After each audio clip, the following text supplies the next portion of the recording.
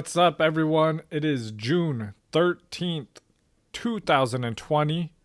I'm your host, Justin, and as always, I'm joined by Perry. Hey, Justin. And I gotta say, man, you're looking good today. You're hotter than the bottom of my laptop. Nice. Careful. Those can catch fire. No kidding, dude. How's it going? Good. Just chilling out here, not self quarantining, social distancing is what I was looking That's for. right. That's right. It's a rainy day today, man. Yeah, I Up here actually in spent most Seattle. of it. Yeah, go figure. No one would have guessed that. I spent most of it outside too, so that was fun. Yeah, the June gloom is really rolling in, but June for us, I like when June rolls around. That means we're getting closer and closer to the fantasy season, man. Oh my god, I can feel it now. Like fantasy is coming. I'm excited. I like how excited you just got right there. Yeah, it's not a lot of things get me amped up like that, but Yeah, fantasy dude. football, That was like a Red Bull straight to the veins. which I also have right now. Hey, me too. No, literally straight to the vein. Oh my. What? Let's get on topic here, Perry. What are we talking about today?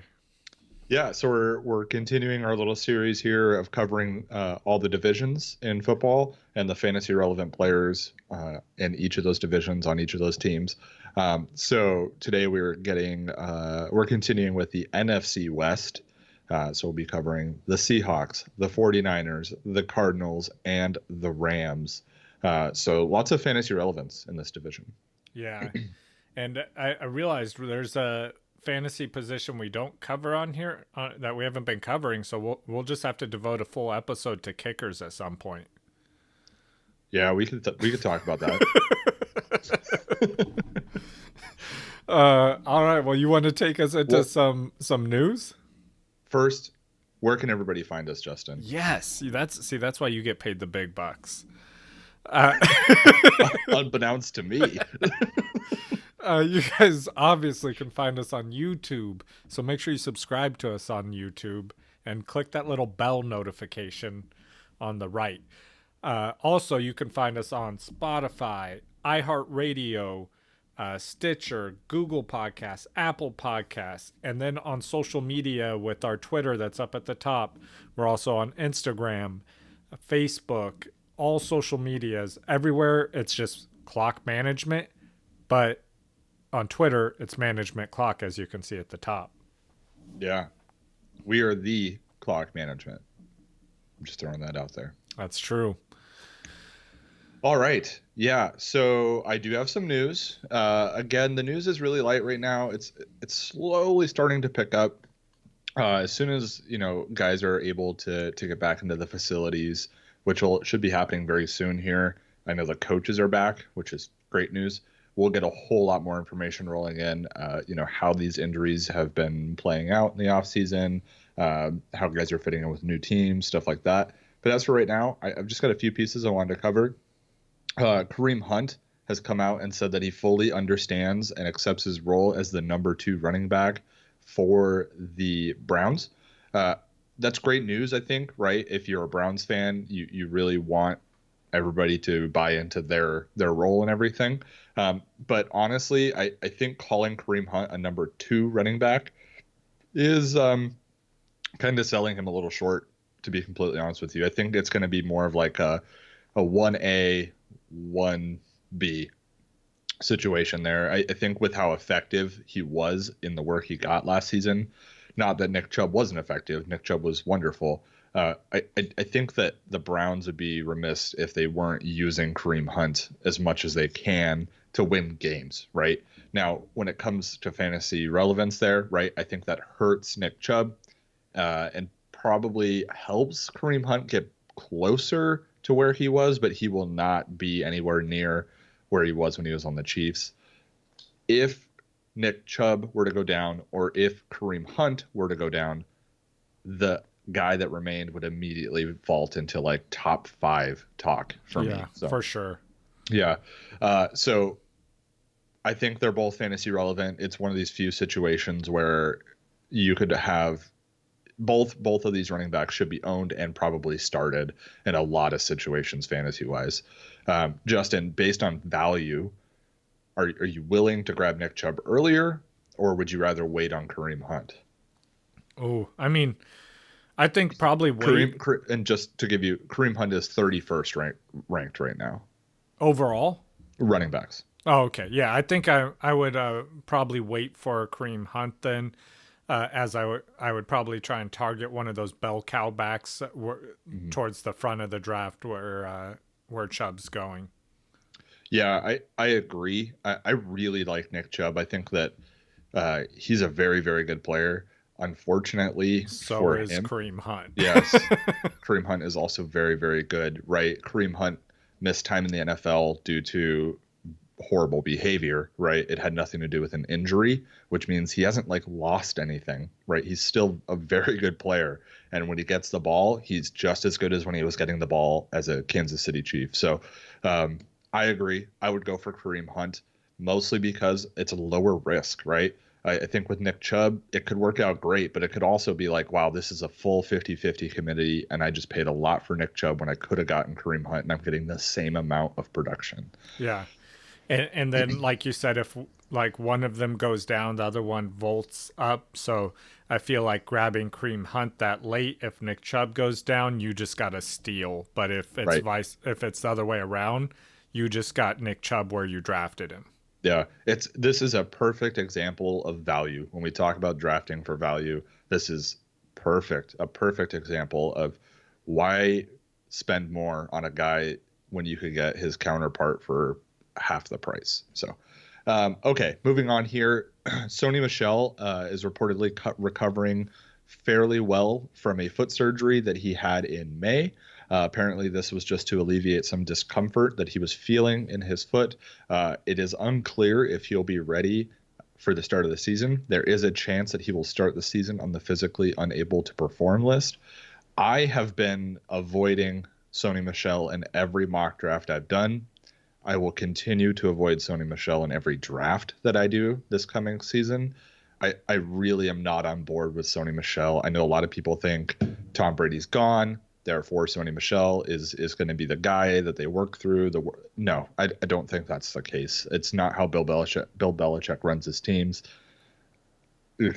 I'm not interested. Yeah, I agree with you. I'm more sold on N'Keal Harry than I am Sonny Michel. Yeah. So the two running backs that would be, kind of remaining there, expected to pick up a lot of the workload, would be Damian Harris and Rex Burkhead. I don't. Again, I don't want a New England running back. I don't. Sony Michel. Like if we find out Sony Michel's not playing at all in 2020, I'm still not going to go out and get Damian Harris. I'm just not going to do it. So my advice to all of you is avoid the New England backfield.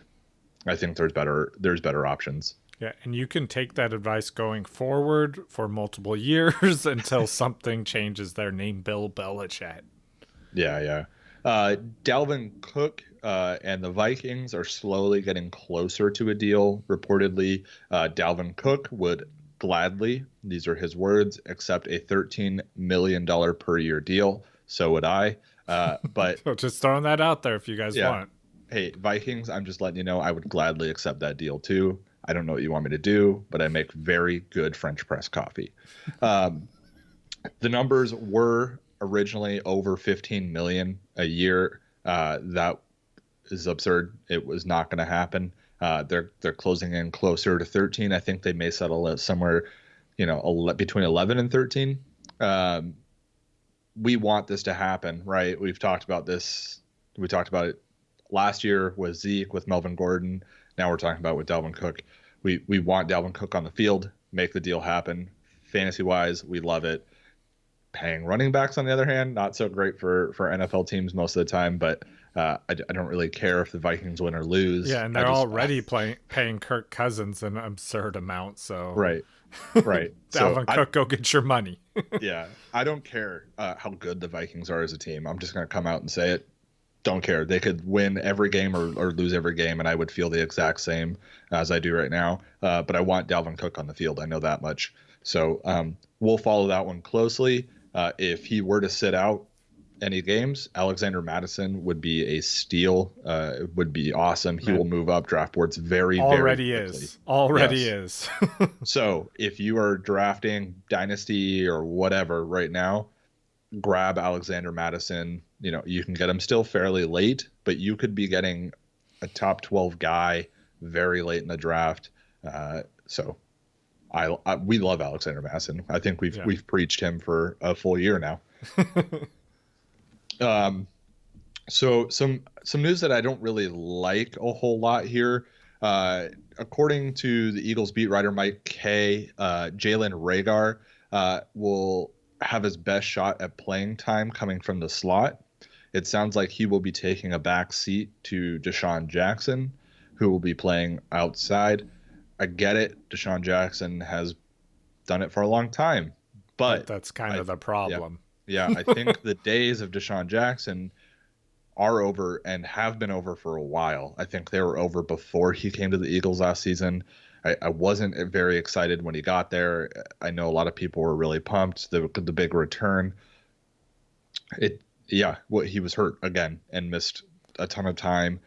So Jalen Reagor, I think, is a great talent. I Yeah. want him The getting the work. the So good news is once Djax and Alshon Jeffrey get injured again this year, he will have to play on the outside and where he belongs as their number one wide receiver. So yeah, I mean, I don't really hope for people to get hurt, but I'm without saying I hope for people to get hurt, I will say I hope that Jalen Reagor gets a shot yeah, because I really do think he's talented. um, Carlos Hyde and the Seahawks. I kind of wanted to talk about this a little bit. I'm going to talk about a whole lot more when we get into the divisions here, but it is expected that Carlos Hyde will be the number 2 running back. So this hurts Chris Carson quite a bit. I just want it's in the news because it was talked about, but we'll talk about it yeah, within the divisions here in just a moment. OJ Howard has come out and told reporters that the Bucks will be running a 12 personnel offense. What that means essentially is they'll be running 2 tight ends most of the time and occasionally 3 tight ends. If you're not aware, the Bucks have probably the best tight end core in the NFL when it comes to just amount of talent, with Gronk, OJ Howard, and Cameron Brate. All 3 of them could start on most teams.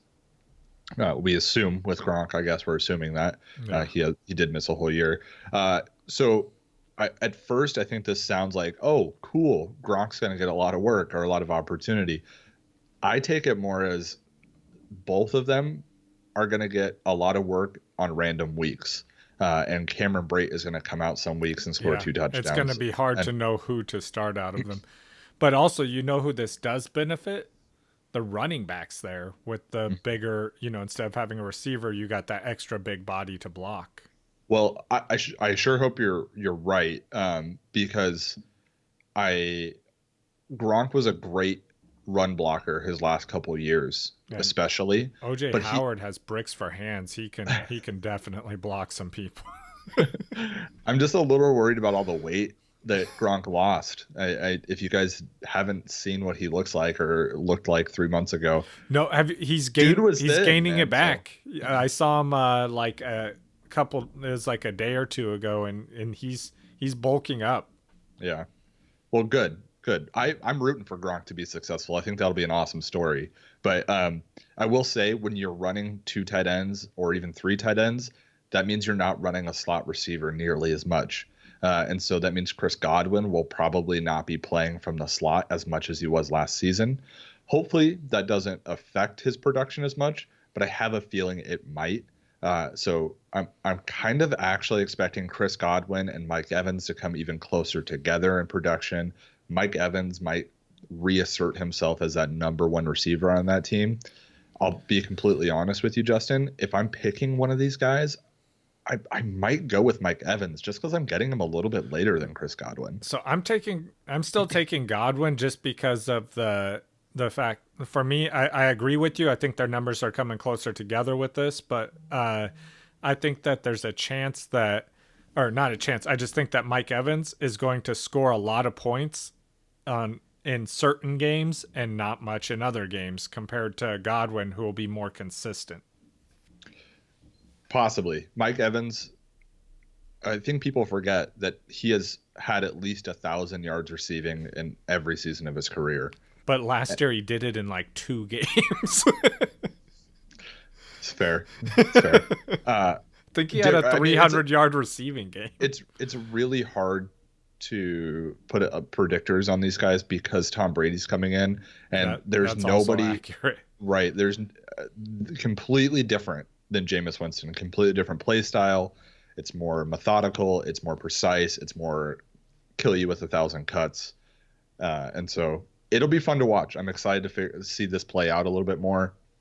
As training camp comes in, I think we'll have a whole lot of information on how this is going to play out. I'm sure I'll adjust my rankings during that time as well. Yeah. Okay. That's all the news I wanted to talk about. All right, we got a little bit of news no one cares about. I'll get us through. We got first, we have what's his name? Phillip Rivers was aggravated about all of the talk that he was done last year, and that's what spurred him on to coming back to play.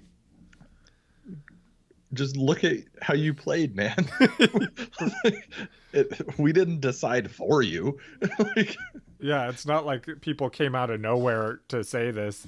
It's that you're old, and you know you're old because you've talked about retiring, and you played horribly. Yeah, like, I'm sorry. Like, I like Phillip Rivers. I really do.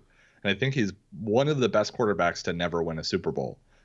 But you played like garbage, man. Yeah, hot garbage. I think the statement, though, it's because, like, when I think of Phillip Rivers, the first thing that comes to my mind is his competitive nature. True. And I think that's where the statement comes from. It's like he will never admit the fact that he is done playing. Like, he's going to have to be told that he can no longer play. Justin, you and him are similar in the stubborn category. He'll never admit he's done, and you'll never admit you're wrong. I mean, I would have to be wrong at some point, Perry, before I could admit it. So, I mean, just like Phillip Rivers, we were both right. You know, he's not done yet. He's still playing. Damn. Can't argue. Because I'm choosing not to. Because the show has to end at some point. At some point, right. Todd Gurley, he's taken and passed his physical for Atlanta. Yeah, finally. Finally. Yeah. You and I were talking a little bit before the show. I think it's important that we should talk about this just a little bit with Todd Gurley. He was productive last season, right? He was. Yeah. Not where he was drafted, right? He was drafted too high, I think, but he still had 800 plus yards and 12 touchdowns. He will be productive at times again this season. But I don't know. His ADP is still too high. Yeah, it is still too high. We were looking, and he's going, I think we agreed, probably around the front to mid of the third round, right? Yeah. I don't know if I'm willing to do that, right? And then here's my thing, too. Like, he's going around there, and then even if he were to fall to the fourth round, I probably already have my running backs by then, and I'm not looking to get a running back. So I just don't see I think getting him. A really good example that we brought up was Lev Bell is going almost a full round behind Todd Gurley, and I would much, much rather have Le'Veon Bell than Todd Gurley. Much rather have him. The value is better. The guaranteed workload is better. The lack of injuries that we know Todd Gurley is going to be dealing with for the rest of his career. I'm sorry. I'm just saying don't draft Todd Gurley, guys. Just don't do it. I know it's like new team. Like, no, it's not worth it. No. Just go get Lev Bell around later, and I think you'll be much happier. Overall, there's going to be a week where Todd Gurley has 3 touchdowns, and you're going to be really pissed at me. That's okay. We can talk at the end of the season. Yeah, and the thing that makes this news no one cares about as well is with his injury, he's going to pass a physical because it's something that wears down over time as he uses it. So a physical in the off season, he's going to have no problem passing. Right. He's had all off season to rehab, to build strength around that knee. both knees actually Yeah. at this point. So yeah, as soon as unless they really like hold him back, right? They're giving him like 10 to 12 carries a game, and then we get towards the playoffs, he gets closer to like 15-ish. But I don't think they can because they didn't bring in Right. any other running backs. Right. I mean, is it Ito Smith? Right? Is that who we're going to live with here? Is Ito Smith is the majority of the carries? I don't think so. Justin loves him, but Loved. It broke my heart. So next thing though, the Titans coaches say they really, really like Corey Davis, but they did not pick up his 5th-year option. like I said, dude, he's a great guy. You can Yeah. come over for dinner anytime you want, but you might have to go play for another team next year. But if you want to come back and visit, we would appreciate it. We'd love Yeah, to dude. see you. Yeah. I got four-wheelers out back. We can go. It'll be fun. But seriously, I don't want to pay you. Yeah, and I don't want you in our team facility. Right. And then last piece of news no one cares about. Pete Carroll says he regrets not signing Colin Kaepernick in 2018. And I don't know if he knows this, but he still has that opportunity. The man is still a free agent. There's actually interest. In the last 6 hours, news has come out that the Seahawks are interested in signing Colin Kaepernick. I don't, but like I read this and I'm like, but like how can you say you regret doing something that you still have the ability to do and have at every moment since then?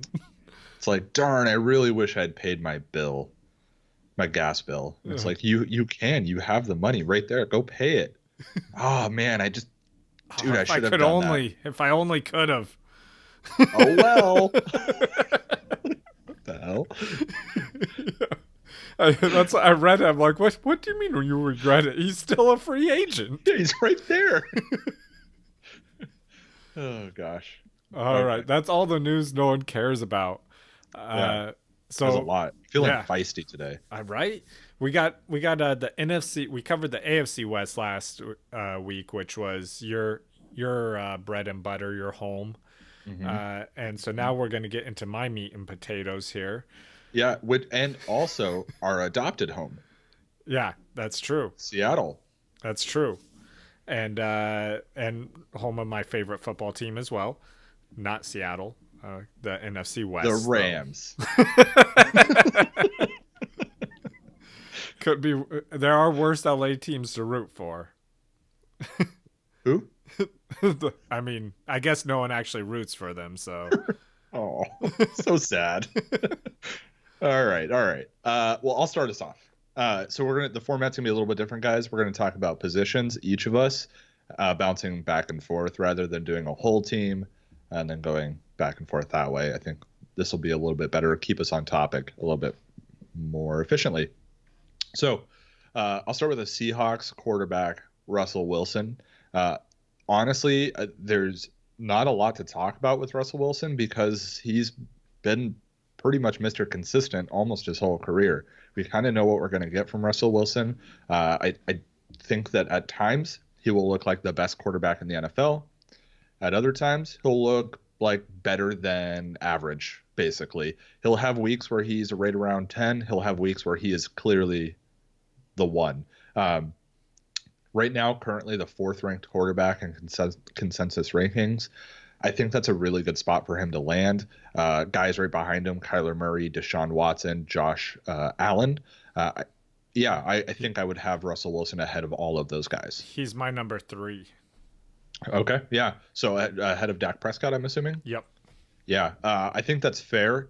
I would keep Dak Prescott at 3 for me just because I only think that offense is going to get better and the defense is going to get worse. So I think there's going to be a need to throw the ball a whole lot more. Just kind of how I'm feeling about it. But honestly, I had it that way until the injuries, like all the injuries with like Chris Carson, Penny, that stuff, and then I was like, yeah, sure. They're going to have to rely on on throwing a little bit more. Yeah, sure.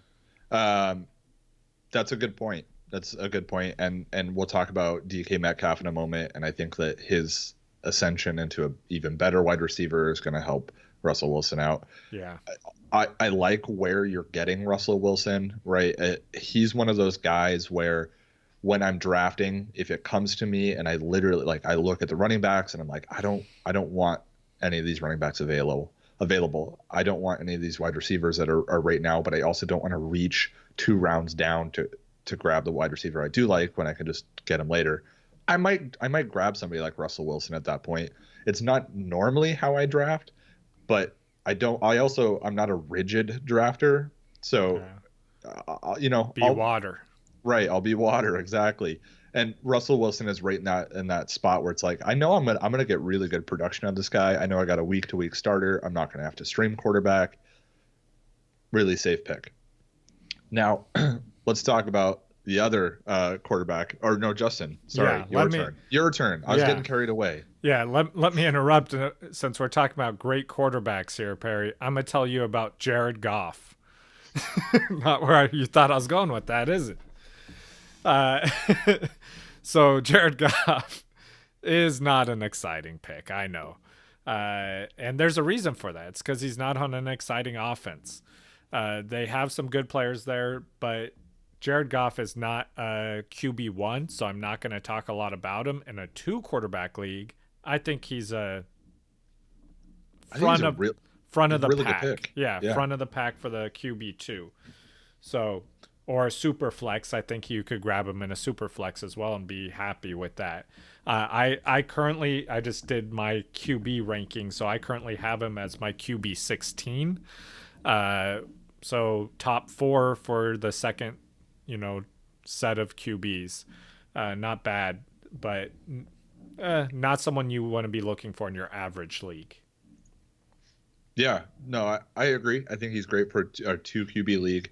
I think that he has like kind of like some weird sleeper potential, but that's more of like speculation. It's not something that I would bank on or be willing to risk Yeah. anything on. I think he's a really, really good streaming option against some really bad defenses. I think he's going to go out there and sling like 3 touchdowns, 350 yards, and could have great weeks. But when you're looking for a week-to-week starter in like a single quarterback league, Jared Goff is I just don't think he's the guy. I just don't. Now, who you got next, Perry? All right, so it's this weird guy. I thought he was a model for a while, and it turns out he throws a football like 3 times a game. It's Jimmy Garoppolo. That's because he's too busy posing back there after he hands the ball off. Yeah, and he's like, "Hey, look what I did." He just scored a touchdown. Oh man, I just like my joke right there was way funnier than I expected it to be. So I'm kind of Caught yourself off guard. Yeah, I'm basking in the glory of my unexpected funny. So Jimmy G is not fantasy relevant in my eyes. He's borderline fantasy relevant in 2 quarterback leagues for me. Now, he will be a starter in 2 quarterback leagues for a lot of teams, just not my team. Mostly because when push comes to shove, clearly they don't want him to be the guy that's going to go out and win a game, right? They're going to win it with their ground game. That's how they're going to play, and their defense. Now, he does have some great weapons, so there could be some positive regression here. He could get better. I expect him to improve a little bit. George Kittle's amazing. We'll talk about him. Deebo Samuel, amazing. They went and picked up a young wide receiver that I'm excited about. But unfortunately for Jimmy G, he's not the big numbers quarterback. He's not. He's going to go out there and he's going to play safe. He's not going to turn the ball over. He's going to manage the game. Justin, would you take him in a 2 QB league? Would you feel like happy with I wouldn't Jimmy be G happy being your about second? No, I would not be happy about it.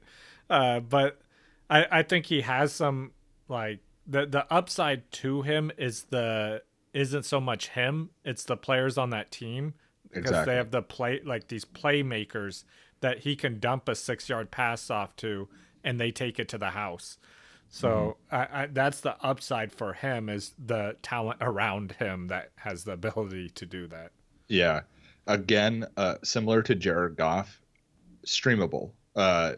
Not quite as streamable, but there are going to be those defenses like there are every season, that's just like they are Well, and terrible. I actually think you want to play him when they're playing a top end offense because it's Sure. going to Yeah. force them to have to keep up. And he had like they do when in those cases they let him air it out. Yeah. But when I think when they play those crappy like bottom end defenses, that's when you're going to see those running backs just get Good point. 80 touches. Yeah, that's a good point. I think they play a team like the Chiefs. They play a team like maybe Dallas. Some of these teams are going to put up quite a few points. That's a good point. He's going to have to go out there and throw it. And then you might want to consider streaming him. But hopefully, I mean, honestly, I think there's going to be better options to stream almost any week, unless you're in a 2 quarterback league, right, where all Or the like quarterbacks a are gone. 14-16 team league or something crazy. Sure. Jimmy G, he's a serviceable NFL quarterback. I get it. I don't want these people that just worship him to come throw a bunch of hate at me. But let's be honest, fantasy wise, he's really just not that relevant right now. Well, depends on what kind of fantasy you're talking about, Perry.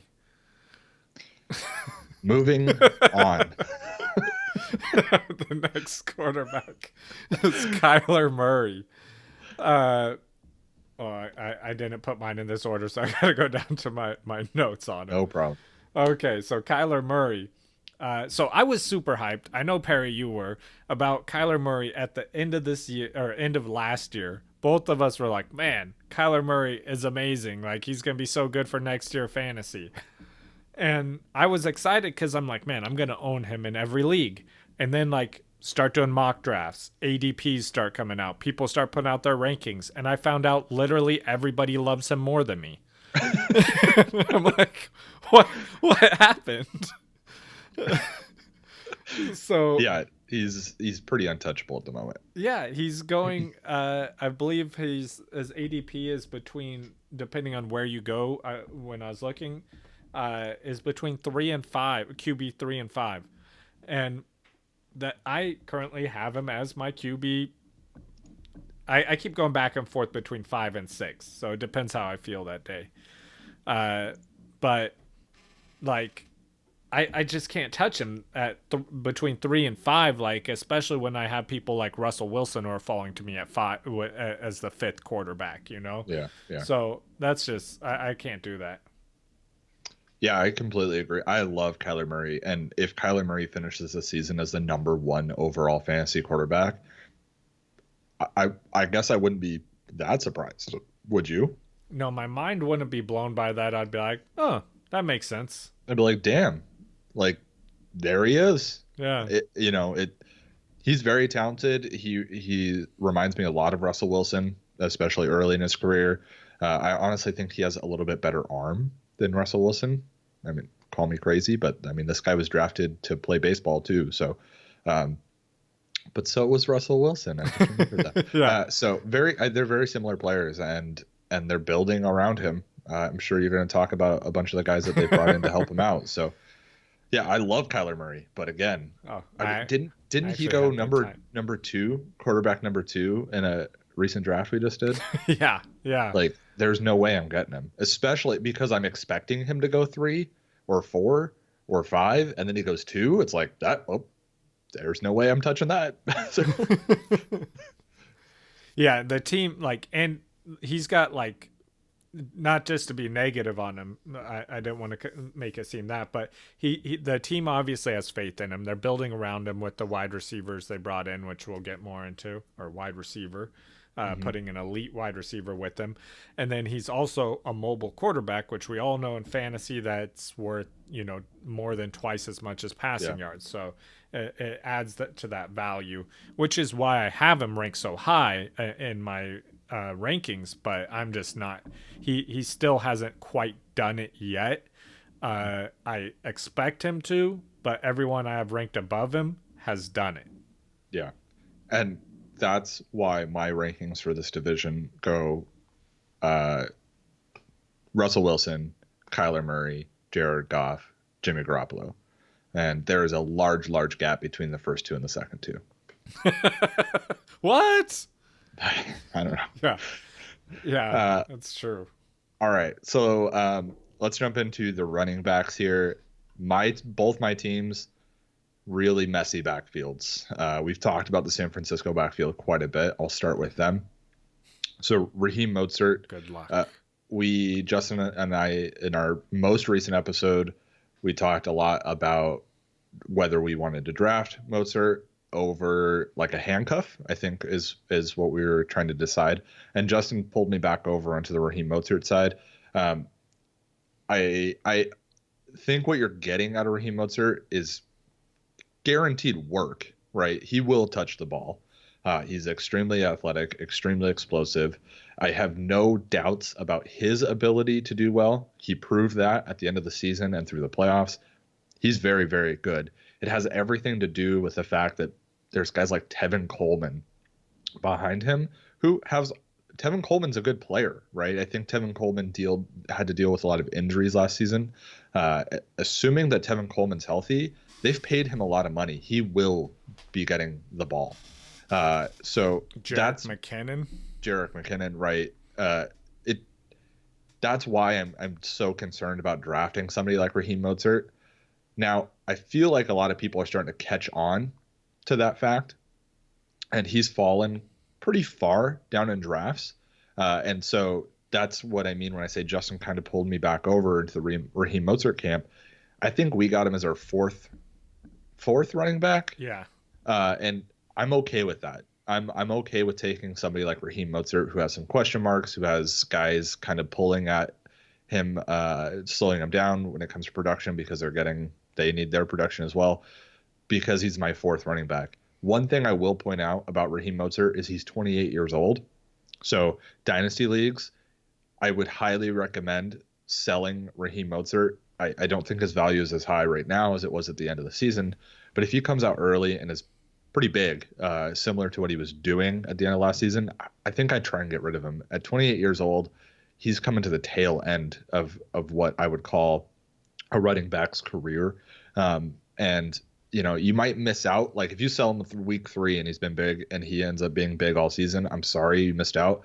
But unfortunately, I don't expect it to continue, even into maybe next year. I think next year that Raheem Mostert, they might go out and draft a rookie running back and we won't even be talking about him all that much. So I've actually heard talk that, and I mean rumors that the 49ers might try and go get Kareem Hunt after this year.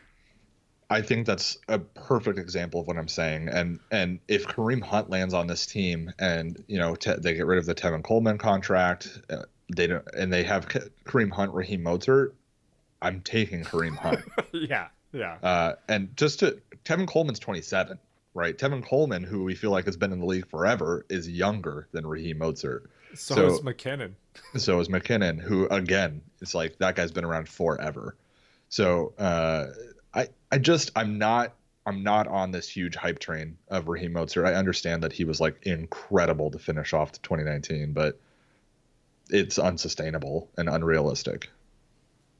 But all that being said, his ADP isn't that bad. It ain't bad. It isn't that bad. It's very similar to like Jordan Howard a couple of years ago. Everybody gave me crap for drafting Jordan Howard, and it's like, dude, I got him as my fourth running back. Yeah, Jordan Howard definitely outperformed that. And he finished like 14th as a running back, and it's like, yeah, I still can't believe you drafted Jordan Howard. Shut up, Ito Smith. Yeah, in the 15th round, I think you outperformed that. Maybe the fact that you have to check means that it was a bad pick. All right, your turn. I got the Rams backfield here. I'll start with the one that's a little bit more convoluted, I guess. We got Cam Akers back there and Darrell Henderson. So we all hoped and dreamed that Darrell Henderson was taking Todd Gurley's job last year, and he didn't do it. He didn't break out. He didn't do anything that was impressive. So now they shipped off Todd Gurley, but they brought in Cam Akers, a rookie running back. So I think that Daryl Henderson, obviously people do not believe in him like they did last year because he's dropped down. He went from, I believe he is going in like the fourth round, fifth round of drafts last year. Yeah. And now he's going like more towards the double digits. But it's because they brought in Cam Akers, and he's a versatile back. He's well rounded. He can do everything. He was the fifth overall ranked running back in the draft, in the rookie draft. So, like the team went and got him because they saw a gap here. Everyone's expecting him to start. I think that he's going to get the bulk of the work, and you will see Daryl Henderson come in occasionally, but I don't think that he's going to be competing for that job legitimately. I think this job is Cam Akers' job to lose. Also, Cam Akers killed it in college. Obviously, it's a different level of talent you're playing against, but that's what we have to go off of. He rushed for over 1,000 yards. He had over 5 yards per carry, 30 receptions. So he showed his versatility. On the other hand, we have Daryl Henderson, who had, I believe, is 3.8 yards per carry and could not find the end zone a single time. He has yet to be in the end zone or find the end zone in his career. So I'm not hopeful for Daryl Henderson's chances of playing. I'm probably not even grabbing him as a handcuff, but Cam Akers, on the other hand, I do like, and I think he's going to have some, he's going to be able to outperform where he's being drafted and really help your team. Yeah, so I've got a couple thoughts on this. I actually just read an article on this situation. The reports coming out of the Rams are that Cam Akers is going to be the number one running back in a group of running backs, basically. I think it's going to be a lot less of a group come the start of the season. It's going to be more two guys, right? Daryl Henderson and Cam Akers. Now, Daryl Henderson, for me, is undraftable. I do not want him on a team. I don't care how late he's going. For me, it's not worth it whatsoever. Yeah, I think he's proven that. I think he has zero solo value, and then even as a handcuff, I don't think I want him. Right. Cam Akers, on the other hand, I think is definitely ownable and possibly startable. We'll see how it works out. I'm not going to say right now that I want to start him, but I do want to own him. Now, I think that we might run into some frustration with the Rams offense because I think Cam Akers is going to be productive when he gets the ball. I think he's going to get probably the majority of the work, but Daryl Henderson will also get work, but won't be productive, but will continue to get work. And that's going to be really, really frustrating. We've seen that a lot in the NFL with different teams where it's like, why do you keep giving the ball to X player when Y player is just killing it every single time? So I really hope that they just settle in with Cam Akers and give him, the 75% of the workload. And I think that'd be really great. We could see, a top 12 guy out of Cam Akers. So what's funny is so Daryl Henderson, like you said, he just runs the ball with no production. It's like watching a guy run into a brick wall over and over again. Right. And what makes that funny though is I have a friend who talked to Cam Akers, and he said it was like talking to a brick wall as well. I thought you were going to say, I have a friend that literally runs into a brick wall over and over again. Like, I thought you were going to say that, and I was like, what is Joel doing? Love you, Joel. All running right. into a brick wall. He has a side gig as the Kool-Aid Man. Side gig. Okay, he's loud enough. Anyways, let's jump into the Seattle backfield. Again, like I said, another very convoluted backfield. I even mentioned this in the news. Currently, Chris Carson is expected to be the guy. Now, Chris Carson isn't 100% healthy right now. I know a lot of people are still high on Chris Carson because he seems to be productive every season, but he's not healthy right now. He is getting older. He's 25 currently. I still think that he will be the guy, even with the signing of Carlos Hyde. Rashad Penny, in my opinion, is undraftable, similar to Darrell Henderson.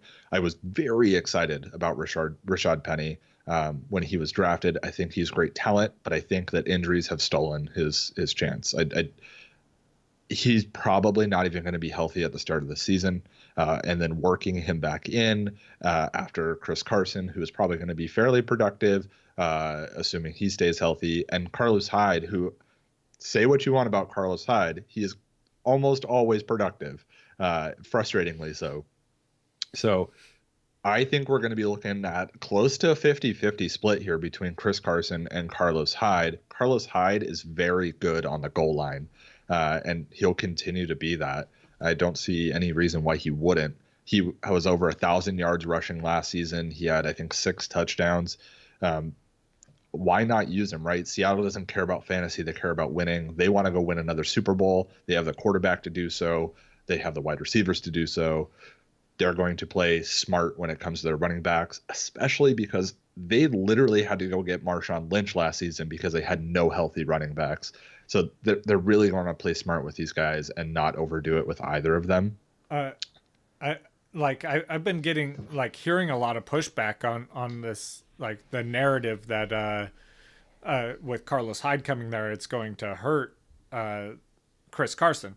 And it just blows my mind. Like, how could it not hurt him? Like, everyone was in complete panic mode when the Eagles were talking about getting Carlos Hyde, because they're like, oh, Miles Sanders' value is shot.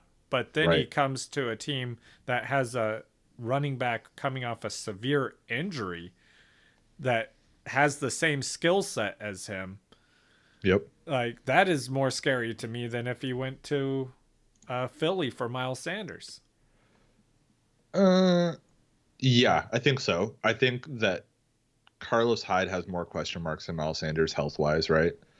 Or sorry, Chris Carson. Chris Carson. Yeah. Right. So yeah, I mean, I kind of agree with you. Honestly, I I don't want it to sound like I hate Carlos Hyde, but I didn't want him to land on any team with a fantasy relevant running back because he is going to take away work. Right? Like, I would have loved for him to go to Tampa Bay or something like that. Right. New England. Yeah. Right. But he landed where we've had a repeated fantasy relevant running back, and that guy's production now, Chris Carson, is going to be affected. I think that you're crazy that you've got blinders on if you don't expect him to take work, and not just random carries here and there, goal line carries. He will get goal line carries. Valuable touches. Yes. So I think it's called the 10 zone, right? Red zone carries with inside the 20. Man, if you're running from the 19, that is not as valuable as running from the 9, right? And I think that if you get inside that 10-yard line, Carlos Hyde can do it, and he's going to do it, and they're going to use him. Yeah. So Carlos Hyde, also 28 years old. I know he sounds like he's been around forever too, but he's got at least a year in him. So, and that guy wants to win a Super Bowl. Yeah. And then I got Arizona's backfield. So you got Kenyon Drake back there is their number one running back. He's going to be the guy leading touches. This one's a pretty clear who's the starter. He came there at the end of last year, towards then, I believe 6 weeks. So during, he is there a little bit longer, 8 games there. It was a second half. Yeah, and so during that time, he had 7 weeks with 15 plus carries, and then in 54 games with the Dolphins, he had 3 games with 15 plus.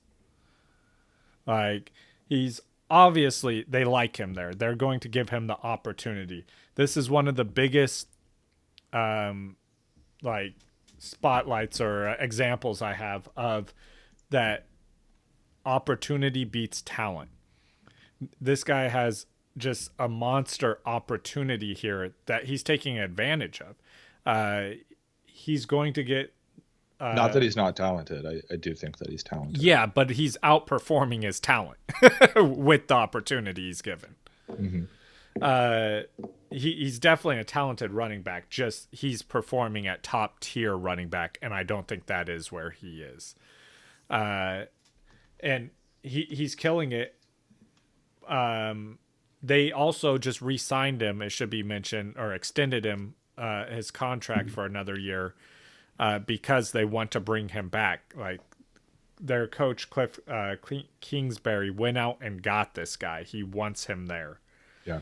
So this is his guy. And then also behind him, you have Chase Edmonds. This is a guy who I would grab as a late handcuff if I have Kenyon Drake. I'm probably not going to go grab Chase Edmonds if I don't have Kenyon Drake. But because he doesn't have a lot of standalone value, but you need to have him if you have Kenyon Drake. Yeah, I think he's just creeped into the like must-own handcuffs for me. Yeah.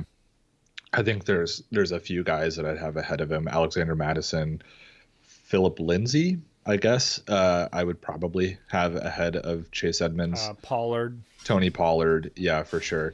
Latavius.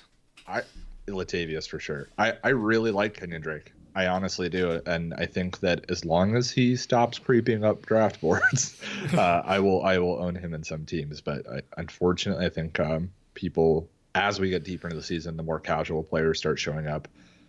He's gonna go higher and higher. All this Kyler. I think this Kyler Murray love is bleeding into every part of this team. Yeah, Kyler hype, dude. It's real. Yeah, except for the tight end. I'll tell you about that later, though.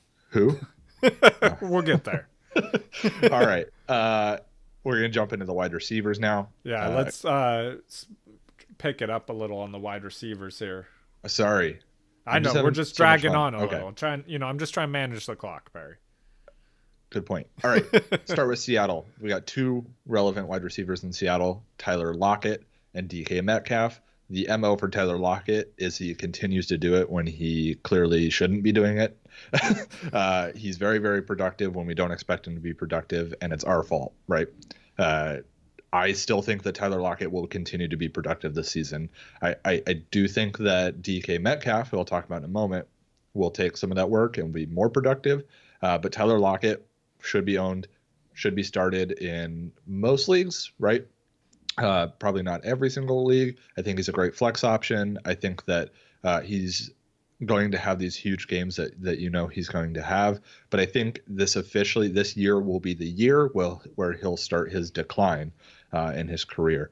Now, on the other side of the field, DK Metcalf, the freak. He is huge. He's incredible. He's super athletic. I think it was really fun to watch DK last season because he improved from week 1 to the last week of the season, where it was clear that he started to become the guy that they relied on. They were giving it to him in big games and big situations, and he was coming down with it. I think his route running improved throughout the season. Now he's had an entire offseason, his first full offseason as an NFL player to learn the playbook, to get better, to improve.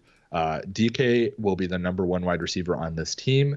I think DK will outperform his ADP significantly. I'm very happy if I stack running backs early to grab DK as my number 2 or even number 1 wide receiver.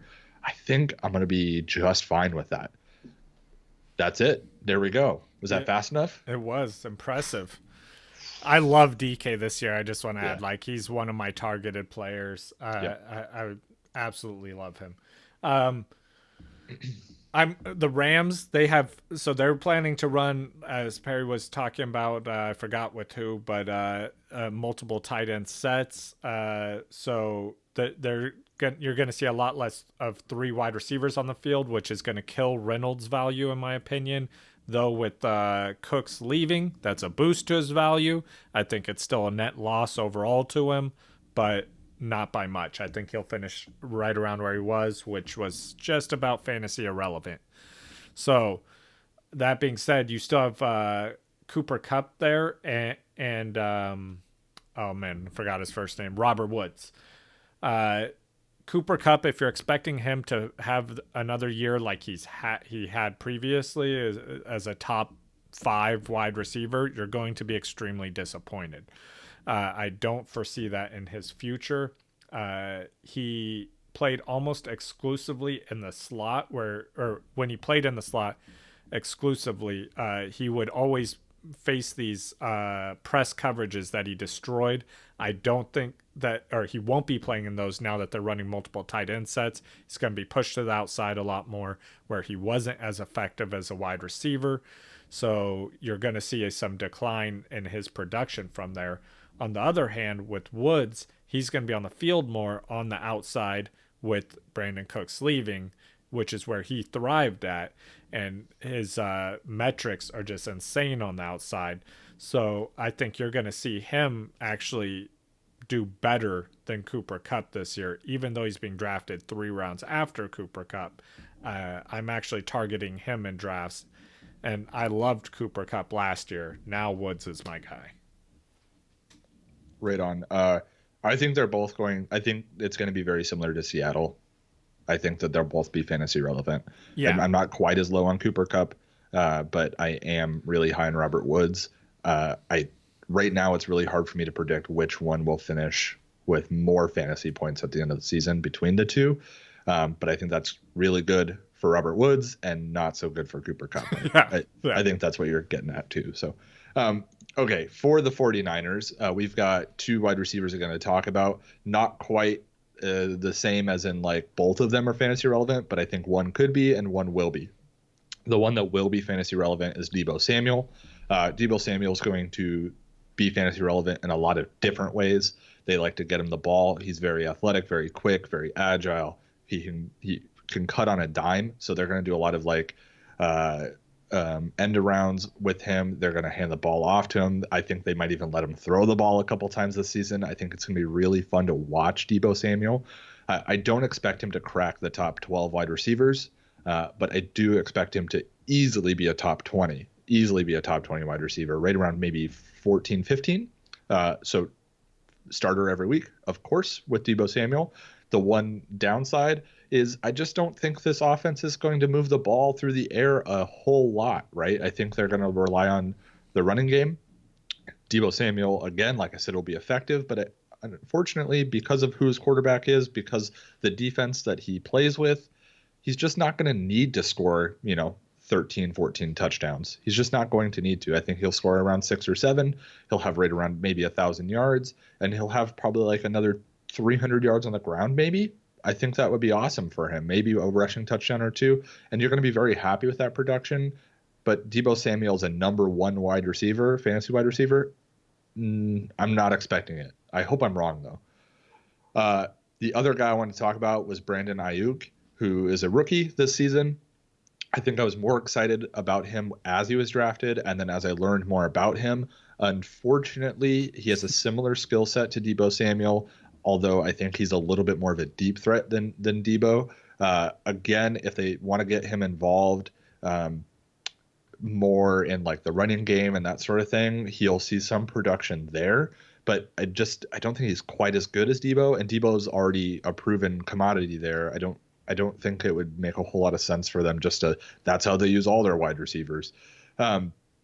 Jimmy Garoppolo is not going to bomb it deep very often. So I don't think Brandon Ayuk is really that ownable except in Dynasty. Yep. It's sad to say, but right, we'll talk about George Kittle in a minute. That's another big reason why I'm not interested in Brandon Ayuk all that much. Yeah, for sure. I completely agree with you at that. And it's sad because he's an exciting player. If you're a 49ers fan and you just want the 49ers to win, I think Brandon Ayuk is going to be very exciting for you. But if you're looking for fantasy, I don't think he's the guy.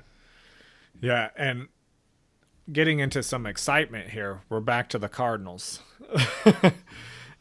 So they brought in, like I said, they built around their quarterback. They wanted to give him weapons. So they went out and got one of the best wide receivers in the NFL with DeAndre Hopkins.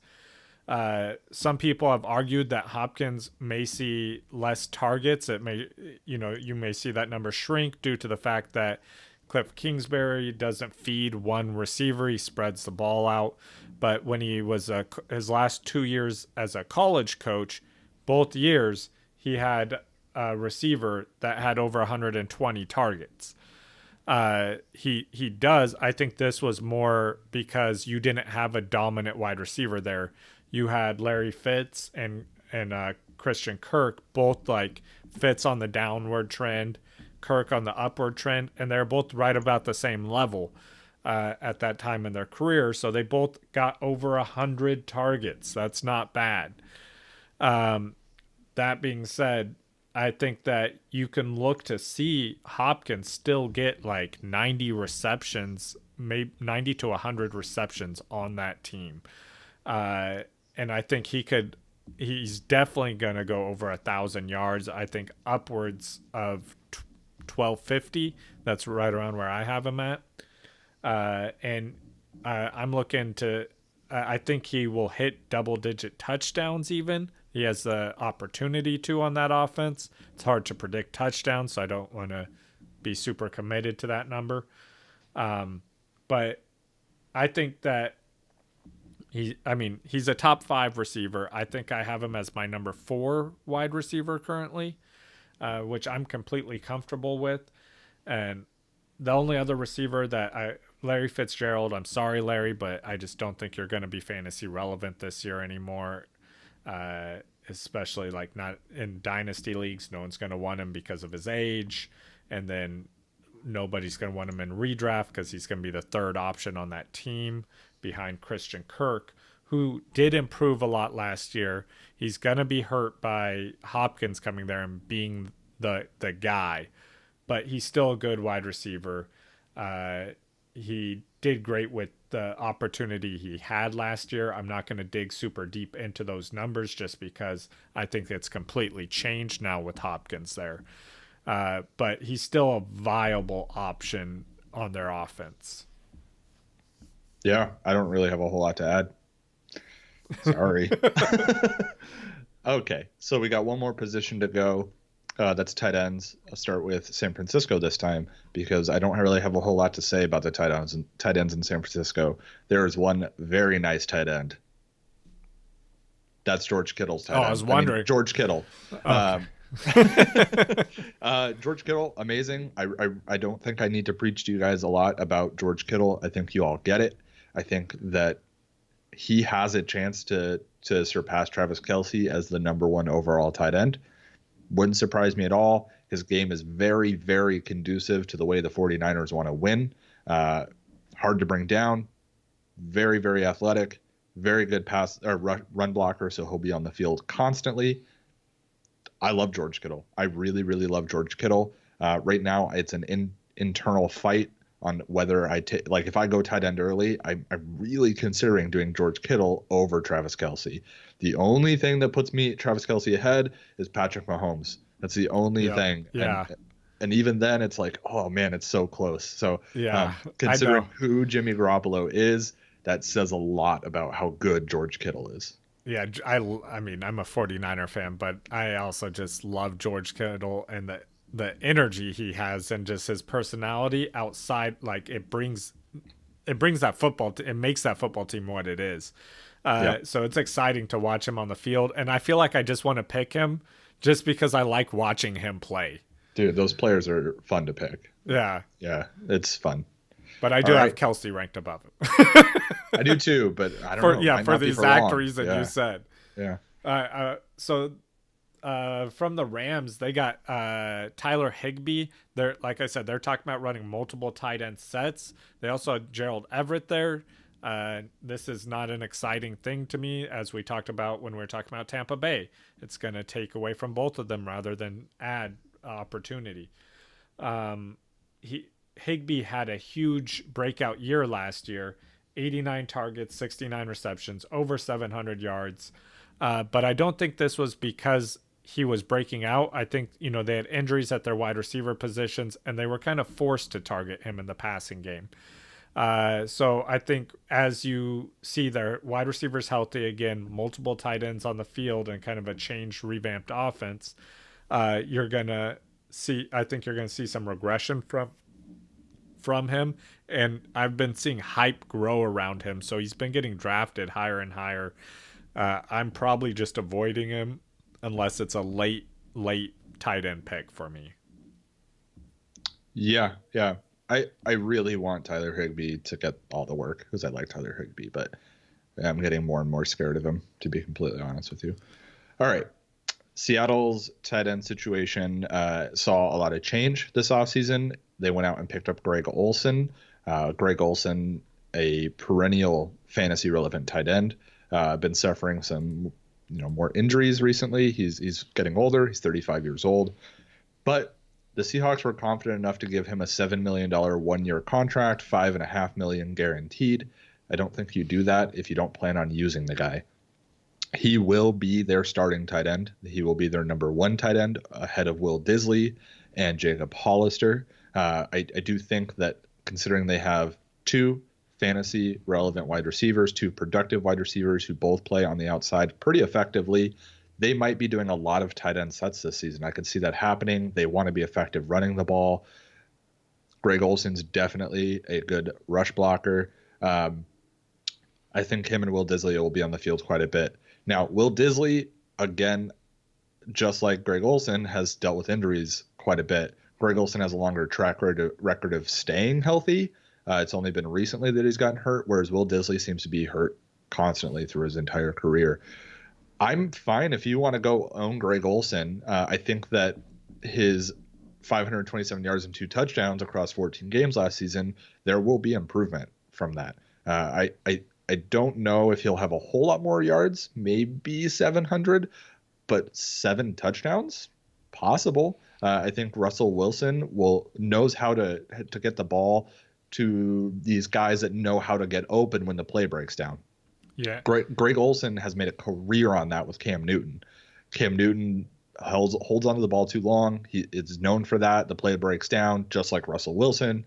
These guys find a way to get open. The ball gets to them. I think that's a really good fit. Yeah, I think I'm probably taking a shot on a different tight end though. Just same, but I guess the possibilities are exciting. If you wait till the end of the draft and like that, you really want that guy, I wouldn't fault you for it. It's just not who I would be going for. Would you take Gronk or Olsen? Gronk, just because I think the upside is higher. Mm-hmm. The floor is also lower. The floor is lower. Yeah. Let me ask, would you take TJ Hawkinson? Probably. I would, yeah. Okay. Yeah. Just for sake, we'll keep this moving along. Yeah. We could talk more about that. It'll be fun to watch. I think it'll be fun to watch. Yeah, so I got the Cardinals tight ends, and that kind of just is it. So bye, everyone.